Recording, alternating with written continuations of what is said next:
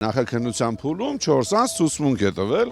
խայտաբղետ իրականության հետ անհասկանալի չհամեմատվող եւ իրար հետ չբռնող, ասենց ասեմ, բարձ լեզվով։ Ինչպես։ Ովքեր են ժեխերն են նիկոլական, որոնք որ 18 թվականին ողջևորվել են, որ կարող են ցուցմունք տալ։ Ասեք մեկը կա, որ ցուցմունք է տալի, որ Դավիթ իր զենք կար եւ մեքենայից կախված կրակում էր մարդկանց վրա։ Այսինքն կռիվ կինո էր նկարագրում, որտեղ կա մի քանի 100 մարդ եւ մի քանի 100 ոստիկան։ Եվ 5 ոստիկան, ովքեր որ այդտեղ են եղել, ասում են նման բան չի եղել եւ առասարակ ոչ մի հակաիրավական բան չի արել։ Այդ մարդիկ եկել են դատարանում, արդեն տվել են քիչ թե շատ նորմալ ցուցմունք, այսինքն փրկում են իրենց սուտը եւ ասել են որ Դավիթը ոչինչ չի արել։ Հիմա իրավաբանական արժեքով սա 0 է այս գործը, բնականաբար սա քաղաքական հետապնդում է։ Նիկոլ Փաշինյանը սարսափում է նորմալ հայ տղամարդկանցից, դա հերթական դրսևորում է։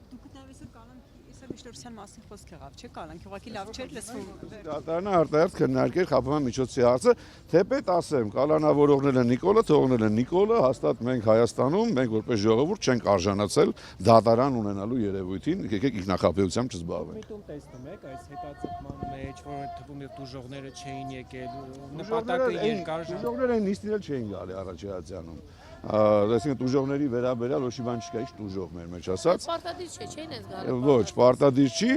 Միտում դե հիմա ինչ ասեմ, չեմ կարծում, որ դատախազը հատուկ աշխատանքից ազատվել է, որ այսօր հետաձգվի։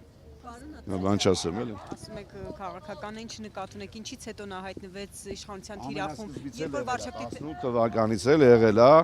որպես ժողովրդի կողմից ընտրված ՀԿ-ի թեկնածու, հետո իր դաշինքով ընտրված թեկնածու։ Չմոռանանք, որ Դավիթ Համբարձումյանը առաջինն է, որ ընտրություններով Նիկոլին հաղթեց Հայաստանում, եւ դա իրեն չի ներվում իհարկե։ Հիմա էլ դե վարչապետի միասնական թեկնածու է խորհրդարանական ընդդիմությունից, բնականաբար դա էլ չի ների։ Բաթորի վրա աշկ ունի, բա ոնց կների։